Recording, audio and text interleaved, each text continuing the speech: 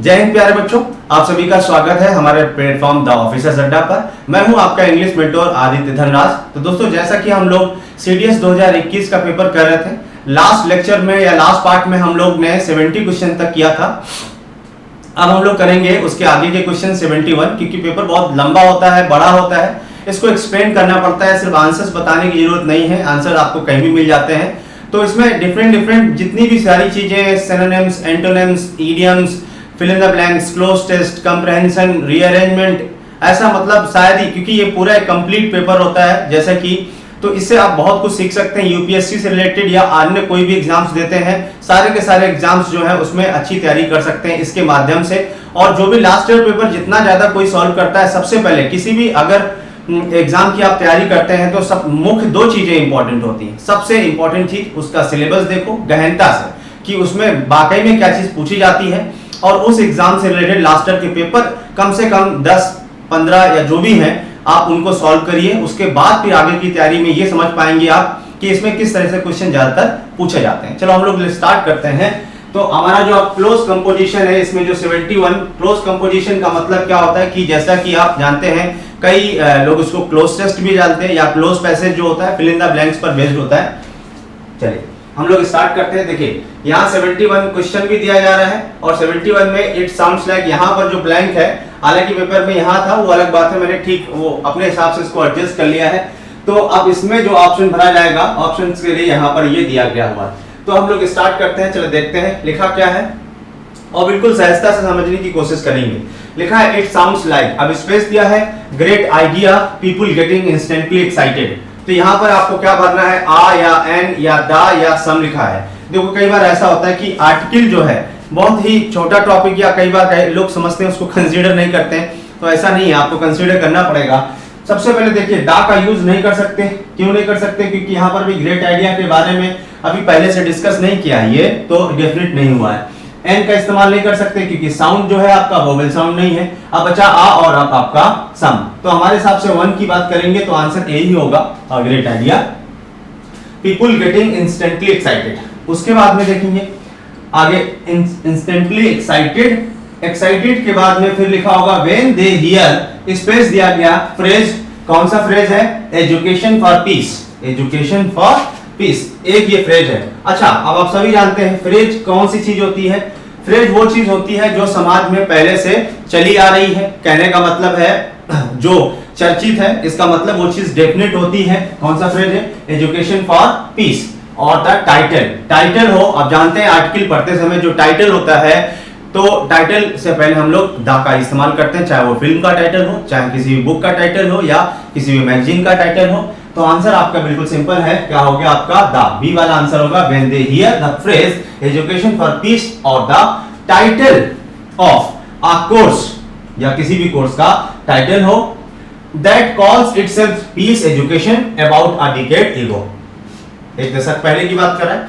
आई proposed सच, space दिया है, course in my institute. उसके बाद में उसने कहा कि मैंने प्रपोज किया इस तरह का कोर्स, तो such any course, such the course, such some या सच आ, ये बिल्कुल आसान है। सच आ कोर्स, मतलब सच आ कोर्स, और वैसे भी समझ पाना, सच आ के साथ में नाउन हमेशा सिंगुलर होता है, उसके लिए ये सच आ हो गया, आप जानते हैं। उसके बाद में नेक्स्ट देखेंगे, आगे बढ़ते हैं।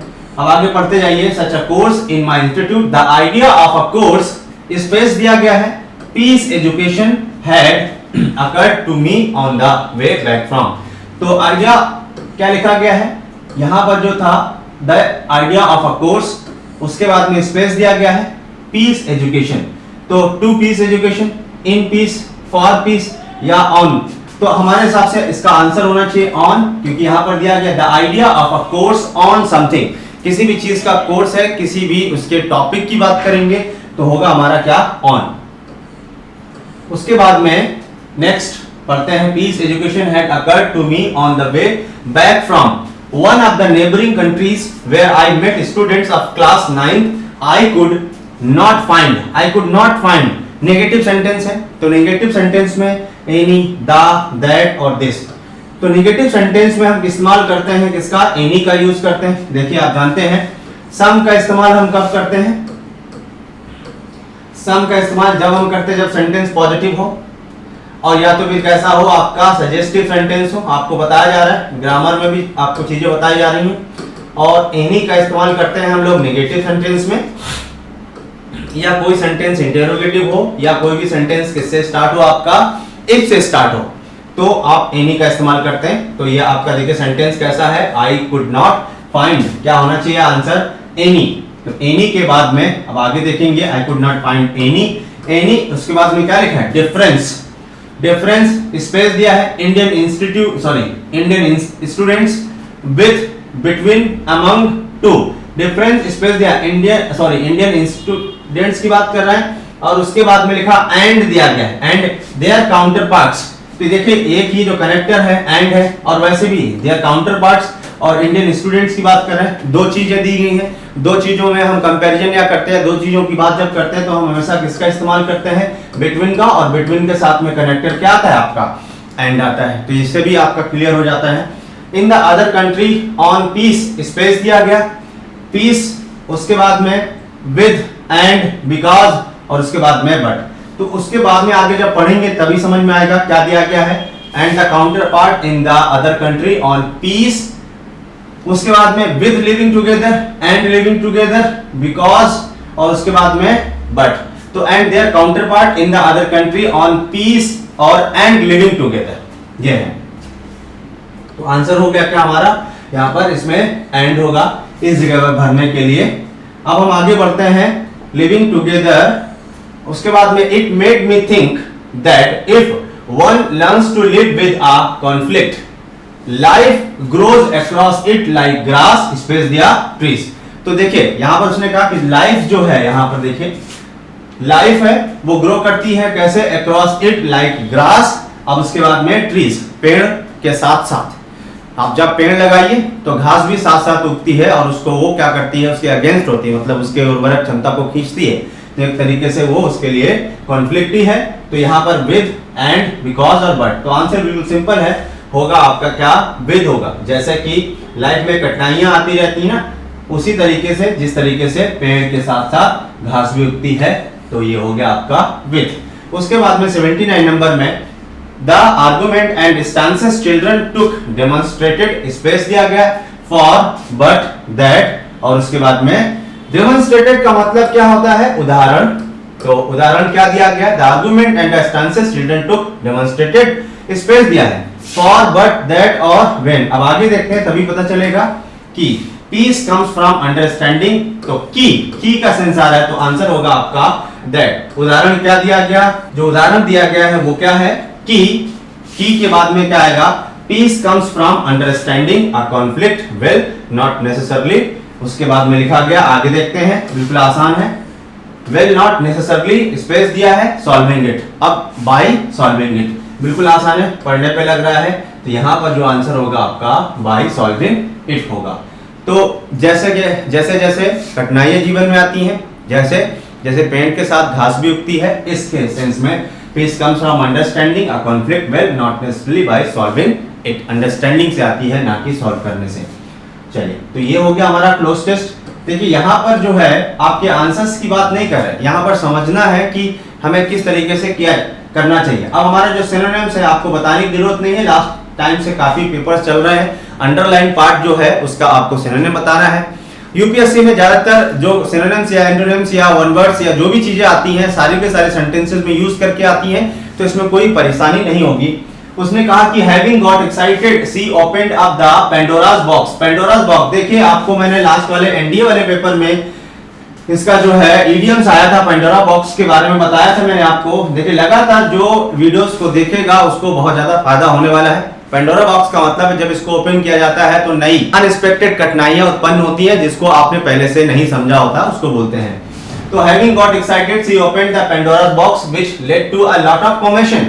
तो कमोशन का मतलब क्या होता है, पेंडोरा बॉक्स खोलोगे तो इसका मतलब क्या, कुछ कठिनाइयां अनएक्सपेक्टेड चीज होगी। कमोशन का मतलब होता है हलचल, उसमें कुछ हलचल हो, उसमें कुछ आवाज हो, इस तरीके से। या तो देखिए अप्रोर, पीस, साउंड और फ्यूरियस। तो देखो पीस तो शांति हो गई, साउंड आवाज हो सकती है, लेकिन कमोशन का मतलब बहुत भारी आवाज हो, हल्ला, बहुत ज्यादा नॉइजफुल होता है। तो इसलिए आंसर क्या होगा आपका, अप रोर, है ना। बाकी पीस और फ्यूरियस नहीं होगा, फ्यूरी तो अलग चीज होती है। उसके बाद में 82 नंबर में दिया गया है the inherent danger in the problem is that it would lead to many more problems. तो इनहेरेंट डेंजर, जो इनहेरेंट का मतलब क्या होता है, आंतरिक की बात करें, इनहेरेंट आंतरिक, आंतरिक का मतलब अंदर जो पहले से बना हुआ है या हेरिडिटरी के द्वारा मिल रहा है। इनहेरेंट मतलब हेरिडिटरी जो बना हुआ है उसको बोलते हैं आउटवर्ड, डिफिकल्ट, हॉलो और उसके बाद में इनबिल्ट। तो जो चीजें पहले से ही है हमारे अंदर, या मान लीजिए कोई भी चीज जैसे आप मोबाइल फोन्स लेते हैं, लैपटॉप लेते हैं, उनमें चीजें क्या होती हैं, इनबिल्ट होती हैं। इनबिल्ट मतलब एक्सटर्नल यूज नहीं कर सकते, मतलब वो ऑलरेडी उसमें जुड़ा है, उसको रिमूव भी नहीं कर सकते, ऐसा कुछ। तो इनबिल्ट इसका आंसर होगा inherent danger in the problem is that it would lead to many more problems. तो इनहेरेंट का मतलब होता ही है बिल्कुल सिंपल सा, जब कोई चीज आंतरिक हो। आप देखिए 83 और 84 एक साथ आप देख रहे हैं। 84 में या सॉरी 83 में दिया गया है the officer was reprimanded by the court of delaying the case. तो बिल्कुल आसान है, ऑफिसर को डांट पड़ी है किसके द्वारा, कोर्ट के द्वारा, कि डिले करने के लिए केस के। रिप्रिमेंडेड का मतलब होता है डांटना, फटकारना, उसको जो है जिसके काम के लिए बोला जाना। तो यहाँ पर एडमोनिस्ड, अप्रिशिएटेड माने तो तारीफ करना, अगर अपोजिट पूछा जाता तो हम अप्रिशिएटेड कर देते, प्रेज माने भी हो जाता, डिसलाइक माने नापसंद किया गया। भाई नापसंद करना कोई अलग बात है, उसके लिए क्या एडमोनिस्ड मतलब उस पे साथ कुछ चार्जेस भी लग सकते हैं, रिपेमेंट डांट पड़ी होगी और उसके कोई प्रोटोकॉल में कुछ ऊपर नीचे चीजें की गई होंगी, उसके सेंस में आसान है। नेक्स्ट देखिए ध्यान से, some people think that their strength is perpetual। perpetual कौन सी चीज होती है, perpetual का मतलब होता है एक ऐसी चीज जो हमेशा से बनी हुई है, हमेशा मतलब जैसे बोलते हैं चिरस्थायी, लंबे समय तक, लंबे समय तक, perpetual का मतलब ये है। तो देखिए टेम्परेरी माने तो थोड़ी देर के लिए होता है, पावरफुल अलग चीज है, एवरलास्टिंग आंसर बिल्कुल सही है, यही। ऑल परसुएसिव, परसुएशन का मतलब तो फुसलाना या बहलाना होता है। तो एवरलास्टिंग का मतलब होता है जब कोई चीज लंबे समय तक टिकाऊ हो, और चिरस्थायी जिसको बोलते हैं उसको हम बोलते हैं परपेचुअल। तो उसके बाद में आगे बढ़ते हैं हम लोग। Next, one's actions exemplify one's attitude। exemplify का मतलब क्या होता है, एग्जाम्पल से है।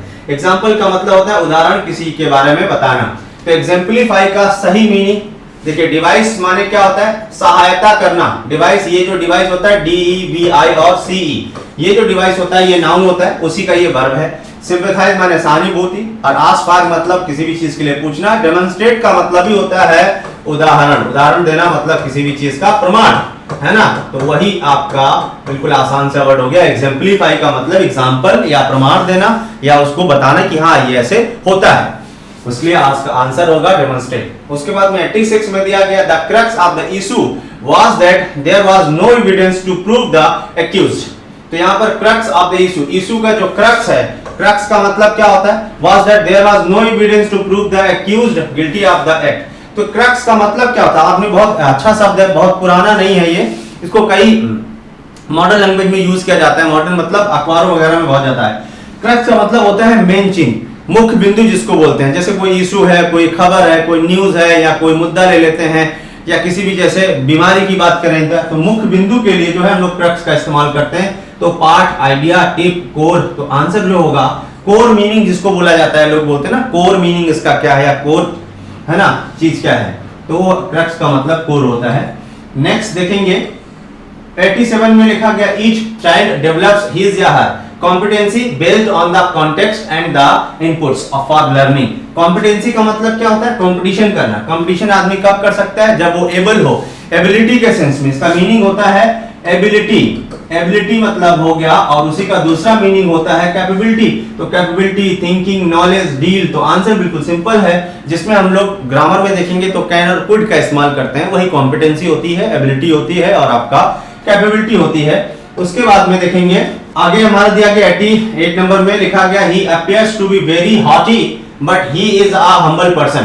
तो यहाँ पर देखिए he appears to be very haughty, वो कैसा दिखता है, हॉटी हॉटी, लेकिन उसने बोला है बट के बाद में लिखा है ही इज अ हम्बल पर्सन, लेकिन वो हम्बल पर्सन है। हम्बल का मतलब होता है विनम्र, ये कहने का दिखता है वो हॉटी, लेकिन है कैसा, विनम्र। तो हॉटी का मतलब क्या होगा, उद्दंड, अहंकारी, घमंडी, कुछ ऐसे ही तो होगा ना। तो इसलिए अपोजिट मीनिंग क्या, सॉरी सेम मीनिंग क्या होगा, बिल्कुल आसान दिया गया है, एरोगेंट होगा। मॉडेस्ट, टफ, नॉलेजेबल नहीं, नॉलेजेबल माने जिसको जानकारी है। मॉडेस्ट माने विनम्र या जो हम्बल का सिनोनिम होता, और टफ माने थोड़ा सा खुरदरा, टफ वो अलग चीज होती है, बिहेवियर की बात नहीं करेंगे। एरोगेंट है, घमंडी है। हॉटी का सिनोनिम सही है आपका एरोगेंट। चलिए आगे बढ़ते हैं। 88 के बाद में 89 नंबर दिया गया है, the newly appointed secretary is a industrious. ये एनडीए वाले पेपर में भी मैंने करवाया था, उसमें भी आया 2021 में, और 2021 में सीडीएस में भी आया। अन्य कोई भी एग्जाम आप अगर यूपीएससी से देते हैं तो जो एक ही साल के अंतर्गत जितने भी पेपर हुए हैं उनमें से जो वोकैब आया करती है उनको पढ़ना बहुत जरूरी हुआ करता है, क्योंकि कई बार ऐसा होता है सिर्फ एग्जामिनर इस वजह से क्वेश्चन डालता है कि देखें कि बच्चा अवेयर कितना है, तो जो अवेयर है उसको चीजें मिल जाती हैं। इंडस्ट्रियस का मतलब होता है एक ऐसा व्यक्ति जो मेहनती है। मेहनती मतलब जो बहुत काम करता है, उद्यमी जिसको व्यक्ति बोलते हैं। तो उसका सिनोनिम बताना है आपको, डिलीजेंट, नॉलेज और इंडोलेंट, उसके बाद में इनसिंसियर लिखा गया।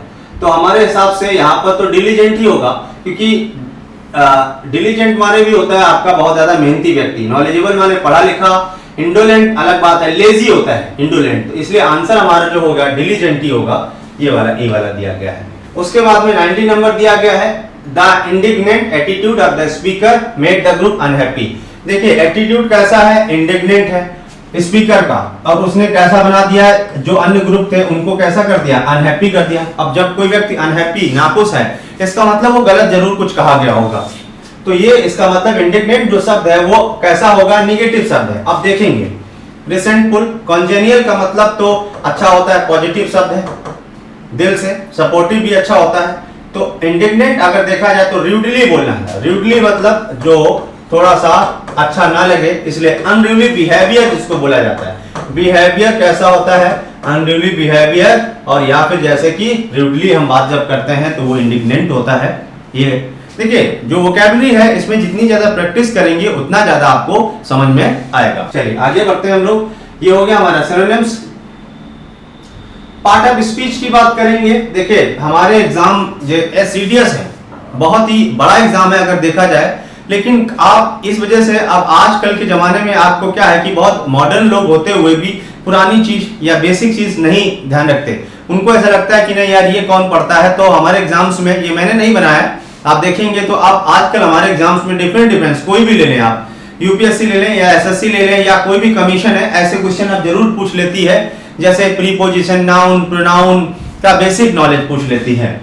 तो यहाँ पर जो 91 नंबर क्वेश्चन है, पार्ट ऑफ स्पीच, आप जानते हैं पार्ट ऑफ स्पीच में नाउन हो गया, प्रोनाउन हो गया, वर्ब हो गया, एडवर्ब हो गया, प्रीपोजिशन है, कंजंक्शंस है, इंटरजेक्शंस है, ऐसा कुछ।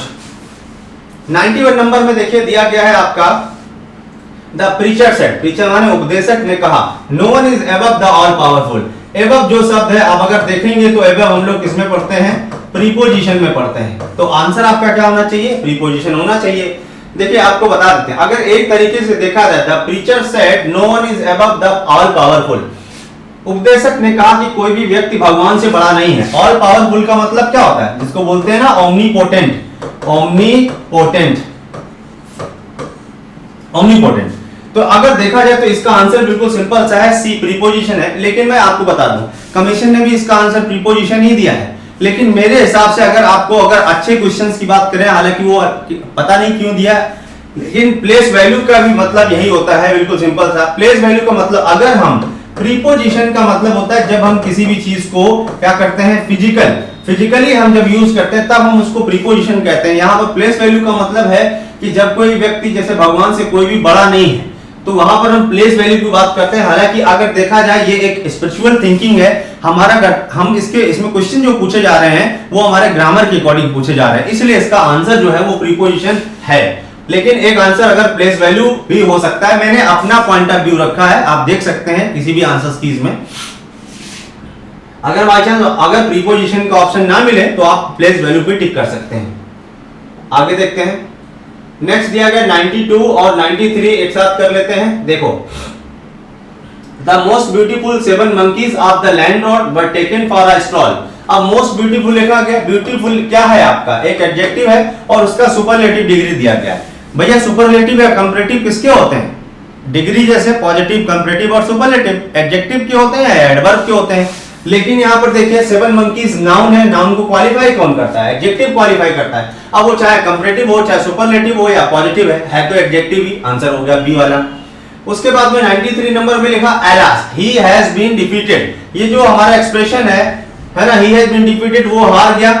और एलास मतलब दुख प्रकट करने के लिए जो हम लोग एक्सक्लेमेशन यूज करते हैं ना, वो एक्सक्लेमेटरी साइन में ले जा रहे हैं। जितने भी वर्ड्स होते हैं सारे के सारे किसमें आते हैं? इंटरजेक्शन में। इंटरजेक्शन का मतलब होता है वहां पर ठहराव चाहिए सेंटेंस में बोलने के लिए, जैसे ब्रेवो, एलास, हुर्रे, हार्ट, बहुत सारे वर्ड बोले जाते हैं, उनको हम बोलते हैं इंटरजेक्शंस। चलिए आगे बढ़ते हैं हम लोग। 94 में लिखा गया है the man who is the green shift is the chief of the day. Who किसके लिए आया? आप जानते हैं हम हु WH टाइप फैमिली किस में पढ़ते हैं? प्रोनाउन में पढ़ते हो। आसान सा टॉपिक है, रिलेटिव प्रोनाउन है ये। कौन सा प्रोनाउन है? रिलेटिव प्रोनाउन है। रिलेटिव प्रोनाउन का मतलब होता है जो उसके पहले आने वाला नाउन के लिए आता है। तो रिलेटिव प्रोनाउन का ऑप्शन देखते हैं। प्रोनाउन है, रिलेटिव नाउन, नाउन दिया गया है, डेमोंस्ट्रेटिव प्रोनाउन दिया, असर्टिव नाउन दिया। देखिए रिलेटिव नाउन नहीं होता है कुछ, आंसर तो अब प्रोनाउन नहीं होगा क्योंकि प्रोनाउन होता है, लेकिन रिलेटिव का ऑप्शन नहीं दिया गया है, तो इस पूरे चैप्टर में देखेंगे तो प्रोनाउन ही होगा। उसके बाद में 95 में दिया गया he has been living in jungle for long and he knows all the animals here. तो जो एंड जो दिया गया है, एंड आपका कौन सा कंजंक्शन है? Subordinate, coordinate, preposition. By preposition और पर्सनल प्रोनाउन तो हो ही नहीं सकते। अब कोऑर्डिनेट कंजंक्शन है या सबऑर्डिनेट है, तो आंसर हो गया आपका बी वाला, कोऑर्डिनेट कंजंक्शन है। कोऑर्डिनेट कंजंक्शन को याद करने का सबसे आसान तरीका मैंने बताया था आपको, ये याद रखो आप। फैन बॉयज, फैन बॉयज में देखेंगे एफ से क्या हो गया आपका? फॉर हो गया, ए से हो गया आपका एंड, एन से हो गया आपका नॉर, बी से हो गया आपका बट, ओ से हो गया आपका और, वाई से हो गया आपका येट और एस से हो गया आपका सो। तो फैन बॉयज याद रखेंगे तो इसमें फॉर, हैंड, नॉर, और, बट, येट और आपका सो। जब ये कनेक्टर मिले आपको तो ये होंगे आपके कोऑर्डिनेटिंग कंजंक्शंस। समझ पा रहे ना? और यहाँ फॉर का मतलब प्रीपोजिशन है के, क्योंकि क्या सेंस है? क्या बोलते हैं? क्योंकि, इसका मतलब होता है क्योंकि। तो बिल्कुल आसान है, आप याद रख सकते हैं। अगर आपको ये पता है तो अच्छी बात है, नहीं पता है तो आपके लिए बहुत इंपॉर्टेंट है, इसको ध्यान रखें। चलिए आगे बढ़ते हैं। 96 और 97 एक साथ देख लेते हैं। They have been driving since early morning. तो यहाँ पर सिंस की बात करेंगे, सिंस अंडरलाइन है, उसकी बात करेंगे। इसका मतलब क्या है? ये एडजेक्टिव है, एडवर्ब है, नाउन है, कंपेरिजन है। सबसे पहले देखो ये कंपेरिजन नहीं है, नाउन नहीं है, अब बचा एडवर्ब और एडजेक्टिव। लेकिन यहाँ पर देखिए मॉर्निंग क्या है? नाउन है। ये अर्ली क्या है? एडजेक्टिव है। और एडजेक्टिव को क्वालिफाई क्या करता है? एडवर्ब। आसान हो गया, आंसर आपका एडवर्ब होगा। मैं आपको बता दूं किसी भी नाउन को क्वालिफाई करने के लिए हम लोग क्या इस्तेमाल करते हैं? एडजेक्टिव। और एडजेक्टिव को क्वालिफाई करने के लिए एडवर्ब का हम यूज करते हैं। तो आंसर हमारा हो गया बी वाला, एडवर्ब। उसके बाद में 97 में दिया गया है this time we woke up to the virus related disease. तो दिस लिखा गया, दिस टाइम। तो यहाँ पर देखिए टाइम जो है वो नाउन है और ये जो दिस है ये वर्ड हुआ करते हैं डेमोंस्ट्रेटिव। डेमोंस्ट्रेटिव जो वर्ड्स होते हैं वो कौन कौन से होते हैं? देखिए आपका हो गया दिस हो गया, दैट हो गया, दीज हो गया और दोज हो गया। ये चार जो शब्द होते हैं दिस, दैट, दीज, दोज, ये आपके डेमोंस्ट्रेटिव वर्ड्स होते हैं। अब डेमोंस्ट्रेटिव प्रोनाउन है या एडजेक्टिव है ये डिसाइड करते हैं। अगर ये सब्जेक्ट है तो डेमोंस्ट्रेटिव प्रोनाउन है और अगर ये नाउन को क्वालिफाई कर रहा है तो डेमोंस्ट्रेटिव एडजेक्टिव है। अब आंसर देख लीजिए, नाउन फ्रेज नहीं होगा, एडवर्ब नहीं है, आर्टिकल नहीं है, सिर्फ और सिर्फ ए है डेमोंस्ट्रेटिव, आगे दिया नहीं है। लेकिन मैं आपको बता दूं अगर सही से लिखा होता तो डेमोंस्ट्रेटिव ये एडजेक्टिव होता क्योंकि नाउन को क्वालिफाई कर रहा है। अगर सही होता ऑप्शन और भी क्लोज किया जा सकता है। 98 और 99 देखिए, 98 में लिखा है love your neighbour as thy self. Thy self का मतलब ये पुरानी अंग्रेजी में, ओल्ड अंग्रेजी का मतलब होता है ना योर सेल्फ, जिसको बोलते हैं योर सेल्फ। आजकल जो शब्द हम लोग पढ़ते हैं योर सेल्फ, ये पुराना शब्द है। सेल्फ वाले जो फॉर्म होते हैं वो कौन से फॉर्म होते हैं? Reflexive pronoun. Reflexive pronoun, reflexive बोलते हैं या इसको एक और भाषा में बोलते हैं एम्फैटिक प्रोनाउन। तो ऑप्शन देख लेते हैं अब आप। नाउन है, प्रोनाउन है, प्रीपोजिशन है। देखो एडजेक्टिव, प्रोनाउन, प्रीपोजिशन नहीं है, नाउन भी नहीं है, आंसर हो गया बी। प्रोनाउन में है लेकिन स्पेशली अगर देखा जाए तो रिफ्लेक्सिव या एम्फैटिक प्रोनाउन है। ठीक है, 99 नंबर क्वेश्चन दिया, Ravi won the match with a huge margin. तो वॉन है, ये जो विन दिया गया है, विन का जो सेकेंड फॉर्म होता है वो होता है आपका वॉन। अब इसके बाद में लेकिन दिया गया है आपका ऑब्जेक्ट। तो जिस भी मेन वर्ब के बाद अगर ऑब्जेक्ट दिया जाता है तो वो वर्ब होती है ट्रांजिटिव वर्ब, अगर ऑब्जेक्ट नहीं दिया जाता तो वो वर्ब हो जाती है आपकी इंट्रांजिटिव, जिसको बोलते हैं अकर्मक क्रिया, और ट्रांजिटिव वर्ब होती है आपकी सकर्मक क्रिया। तो आंसर बिल्कुल आसान है, ट्रांजिटिव वर्ब होगी क्योंकि इसके बाद में ऑब्जेक्ट दिया गया है। ठीक है, आगे बढ़ते हैं। 100 नंबर क्वेश्चन दिया गया है, there was an exaltation in the group. तो एक्सल्टेशन में देखेंगे TION सफिक्स दिया गया। ये जो सफिक्स होता है ये हमेशा नाउन का होता है, ध्यान रखेंगे। तो आंसर बिल्कुल सिंपल सा है, नाउन है। पार्ट ऑफ स्पीच के लिए बेसिकली हम सफिक्स भी पढ़ते हैं, सफिक्स बहुत इंपॉर्टेंट है, प्रीफिक्स और सफिक्स आप पढ़िए। चलिए अब आगे बढ़ते हैं, कंप्लीशन ऑफ द सेंटेंसेस की बात करेंगे 101 से। कंप्लीशन ऑफ द सेंटेंसेस का मतलब ये है कि देखिए एक 101 में जो दिया गया है आपका, देखिए ध्यान से, ये लिखा गया Sheela has been at the receiving end लिखा गया, समझ पाए ना। तो इसके बाद आगे वाला जो टर्म्स है उसके सेंटेंसेस कौन हो गए, उसके सेंस के अकॉर्डिंग, समझ पा रहे ना। तो वहां पर देखना, Sheela has been at the receiving end. At the receiving end का मतलब क्या होता है ये पहले जान लेते हैं। ये एक इडियम है कि रिसीविंग एंड का मतलब एक ऐसी चीज जो कोई किसी भी चीज जिससे कोई व्यक्ति सफर कर रहा है बुरी हो सकती है, दूसरे लोगों के लिए परेशानी खड़ी कर सकती है। फिर भी but she is very honest, and तो आएगा ही नहीं क्योंकि ये वेरी ऑनेस्ट की बात करें, जबकि ये निगेटिव मीनिंग का एक इडियम्स होता है। और she had been proud of it, ये नहीं होगा, कनेक्टर्स नहीं है। सी हैज बीन फाइन, तो आंसर बिल्कुल सिंपल है, but she is very honest, ये है। तो Sheela has been at the receiving end but she is very honest. तो ये सेंटेंस को कनेक्ट करवाना है कि उसके सेंस में आगे वाला सेंटेंस, खासकर कंजंक्शंस के क्वेश्चंस हैं अगर देखा जाए तो। हालांकि कंजंक्शन पूरी तरीके से नहीं कह सकते लेकिन फिर भी मिलेगा। कंजंक्शन के मदद से ये सॉल्व किया जा सकता है। LM has no other option, और LM has no other option, no other के बाद में आगे जो कनेक्टर देखोगे तो हमेशा क्या मिलेगा आपको, बट। तो अनलेस ही विंस लिखा गया तो ये गलत हो जाएगा, अनलेस नेगेटिव होता है। दो और ऑल्दो का इस्तेमाल नहीं करते। देखिए अगर या तो फिर आपको कनेक्टर आते हो और या तो फिर इसका सेंस लगाओ, लेकिन सेंस भी अगर आता है तो कई बार ग्रामेटिकली इंग्लिश में गलत हो जाता है। ऑल्दो का इस्तेमाल नहीं करेंगे। एलएम हैज नो ऑप्शन, उसके पास कोई ऑप्शन नहीं है, but to accept the challenge, उसको चैलेंज एक्सेप्ट करना ही पड़ेगा, उसके सिवाय कुछ नहीं है। सिवाय आ रहा है, समझ पा रहे ना, तो बिल्कुल आसान है। तो बिल्कुल बी आपका आंसर हो गया। 103 में लिखा गया although the group has been equated. Although का मतलब होता है यद्यपि, यद्यपि का मतलब हालांकि, इसके बावजूद, इसके होते हुए। The group has been equated, equated मतलब बरी कर देना। लेकिन अब और उसके बाद फिर भी, अब उसके हिंदी में मतलब देखेंगे तो फिर भी आता है ऑल्दो के बाद में, फिर भी। They are under the watch of police, they are free to do anything, there is no suspicion of them, they have not been arrested. तो आंसर बिल्कुल सिंपल है A, they are under the watch of. ये contrary होता है, हालांकि उनको acquitted कर दिया गया फिर भी पुलिस उन पर नजर रख रही है या रखती है। आगे बढ़ते हैं। उसके बाद में 104 में देखेंगे क्या लिखा गया है, unless you fulfil the essential qualification. जब तक कि आप जो मेन या बेसिक क्वालिफिकेशंस नहीं रखते हैं, क्या आपको, आपके साथ नहीं हो सकता, you will be called for the interview. Negative होना चाहिए क्योंकि ये नेगेटिव है। जब तक आप एसेंशियल क्वालिफिकेशन नहीं रखते तब तक आप इंटरव्यू के लिए कॉल नहीं किए जाएंगे। नॉट होना चाहिए। ये पॉजिटिव, ये पॉजिटिव, ये देखो नेगेटिव है और ये नेगेटिव है। रिजेक्टेड नहीं, नेगेटिव नेगेटिव पॉजिटिव हो जाएगा, बिल्कुल सिंपल है A, you will not be called for the interview. अब आगे देखेंगे 105, the companies bid for the contract is rejected. जो कंपनी की बिड थी, बिड का मतलब क्या होता है, नीलामी में बोली लगाना, जिसको बोलते हैं ऑक्शन में मतलब बोली लगाना या दांव लगाना या बेट जिसको बोलते हैं, ऐसा। तो कंपनी का जो बिड था, कॉन्ट्रैक्ट रिजेक्टेड कर दिया गया। क्यों किया गया, since it filled all the condition. अरे भैया कंडीशन भरी होती है तो फिर हो जाता। For the company fulfil the conditions, ये भी नहीं होगा।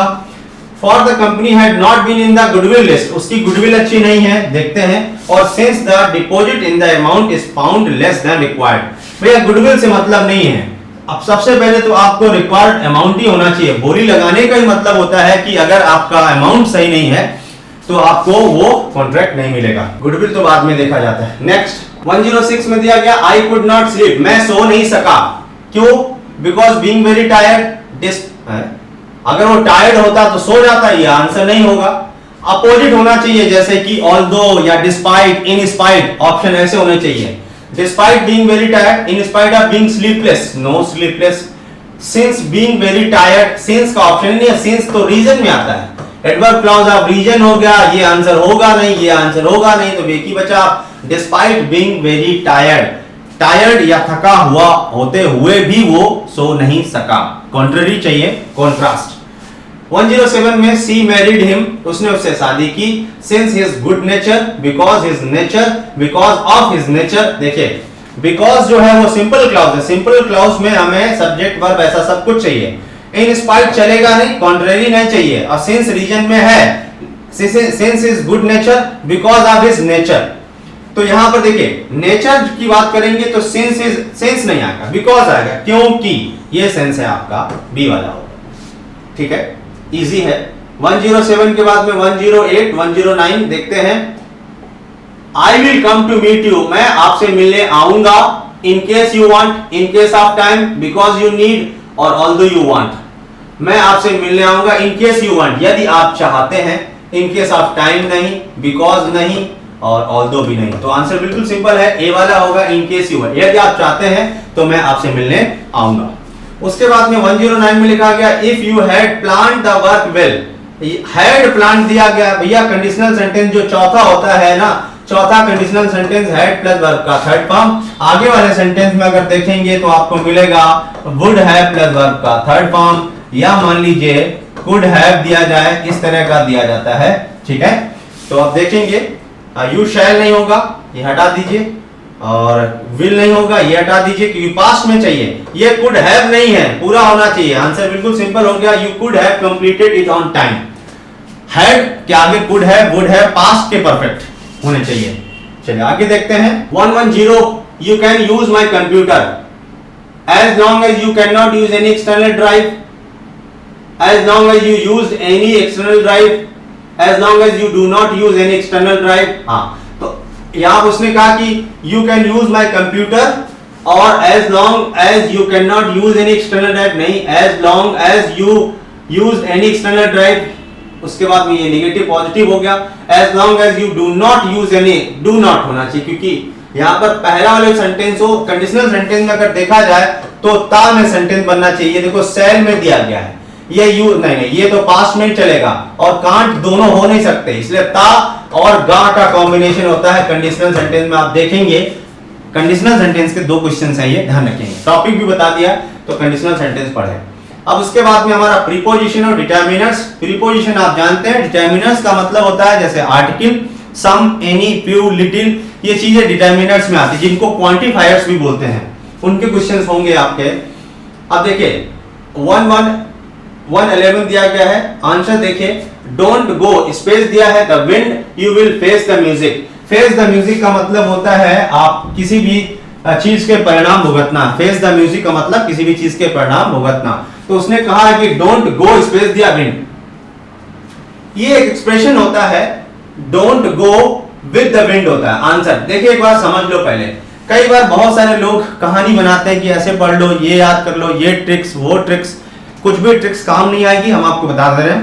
जब तक कि आप इतना ज्यादा मेच्योरिटी होनी चाहिए, आप रीडिंग वैरायटी अच्छी करते हैं, इंग्लिश को पढ़ने की क्षमता रखते हैं, इडियम, इडियोमेटिक एक्सप्रेशन जितने ज्यादा पढ़ना चाहें आप पढ़िए। Fill in the blanks UPSC का सबसे जबरदस्त जो चीज है वो जितने भी इडियोमेटिक एक्सप्रेशन, ये इडियोमेटिक एक्सप्रेशन है। Don't go with the wind, gone with the wind. एक आपने फिल्म देखी होगी, मैं फिल्में बहुत देखता हूं, खासकर कौन सी, हॉलीवुड की फिल्में, जिससे मुझे बहुत ज्यादा इंग्लिश सीखने को मिलती है। Gone with the wind.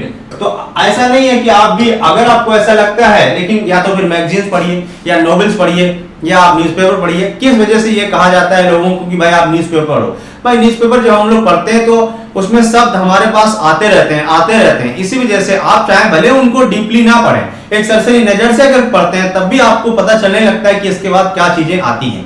Don't go with the wind. उसने कहा कि हवा के साथ मत चलो, कि रुक मतलब ऐसा नहीं बिना सोचे समझे। Jump upon the band wagon एक इडियम्स होता है, jump upon the band wagon. तो मैंने सारी चीजें कोर्सेज में पढ़ाई हुई हैं। Jump upon the band wagon का मतलब होता है जब कोई व्यक्ति बिना सोचे समझे किसी भी ट्रेंड को फॉलो करता है, उसको अगर मान लो कोई गलती हो जाए, कुछ परिणाम तो उसको भुगतने पड़ेंगे अगर कुछ गलती होगी। तो don't go with the wind, answer होगा आपका विद। फॉर अब ऐसा नहीं कि इसमें देखेंगे पढ़ के अच्छा लग रहा है कि नहीं अच्छा लग रहा है। बहुत सारे बोलते हैं ये नहीं अच्छा लग रहा पढ़ने में, ये नहीं अच्छा लग रहा पढ़ने में। भाई अच्छा लगने से कुछ नहीं होता है अंग्रेजी में। He has been considered space दिया honest contestant in the competition। तो आप देखिए he has been considered किया गया। अब honest देखेंगे तो इसको हिंदी में अगर पढ़ोगे तो honest होता है ना। अगर हम लोग हिंदी में पढ़ेंगे तो इसको honest पढ़ा जाता है। honest ये प्रोनाउंसिएशन जो है वो वोवेल का साउंड दे रहा है, अंग्रेजी के हिसाब से नहीं लिखा जाता। अंग्रेजी के हिसाब से तो एच दिया गया, जबकि हिंदी में पढ़ोगे इसीलिए कहा जाता है अगर आप आर्टिकल पढ़ना चाहते हैं तो आईपीए आना चाहिए। आईपीए का मतलब होता है इंटरनेशनल फोनेटिक अल्फाबेट। फोनेटिक का मतलब होता है कि जो हमारे उच्चारण से संबंधित आवाज है या साउंड है, हिंदुस्तान में हिंदी है IPA.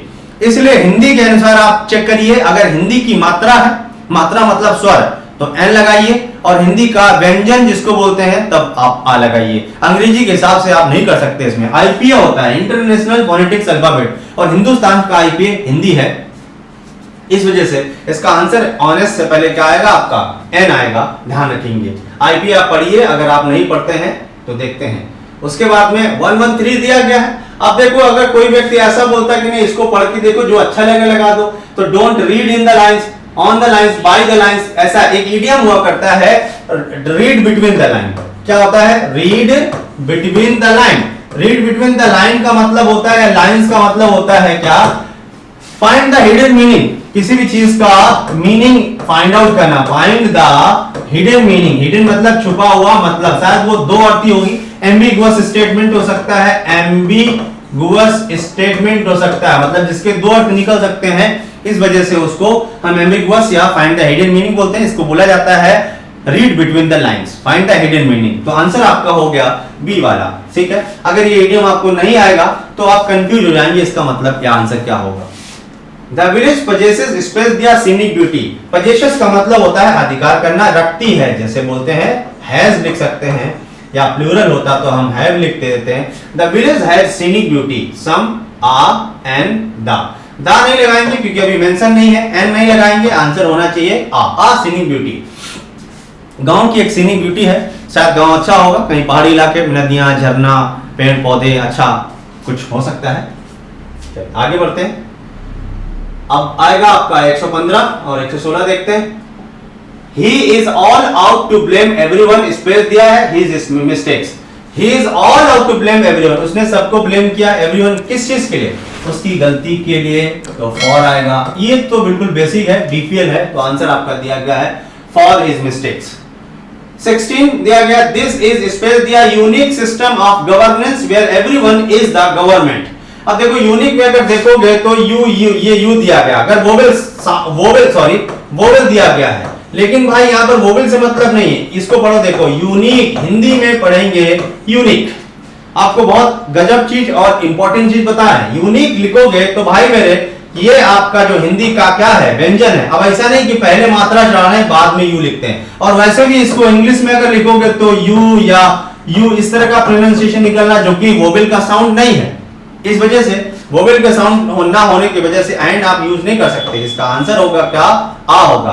This is a unique system of governance where everyone is the government. Hindi वाला आप अपना लीजिए, अगर हिंदुस्तान में रहते हैं थोड़ी बहुत तो हिंदी आती ही होगी, ऐसा जरूरी नहीं है।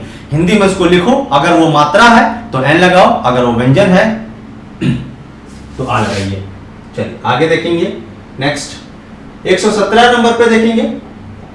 I will take care, space दिया myself, you don't bother about me। तो टेक केयर ऑफ समथिंग, ये बिल्कुल आसान है, बीपीएल क्वेश्चन है, बिलो पॉवर्टी लाइन, तो आंसर हो गया आपका ए, टेक केयर ऑफ। 118 नंबर में दिया गया है, देखते हैं। She is considered, स्पेस दिया Nightingale of the college for her melodious voice. उसकी मेलोडियस वॉइस के लिए उसको कॉलेज का क्या कहा जाता है, नाइटिंगेल। इसलिए कॉलेज की नाइटिंगेल कोई एक ही होगी, तो डेफिनेट आर्टिकल आएगा देखिए आपका डी वाला आंसर दिया गया है, क्योंकि वो डेफिनेट है, कोई भी महिला हो सकती है नाइटिंगेल, उसको कहा जाता है कॉलेज का। आगे बढ़ते हैं नेक्स्ट 118, 119 और 120, लास्ट क्वेश्चन दो ही बचे हुए हैं। ये 120 क्वेश्चंस आते हैं सीडीएस में।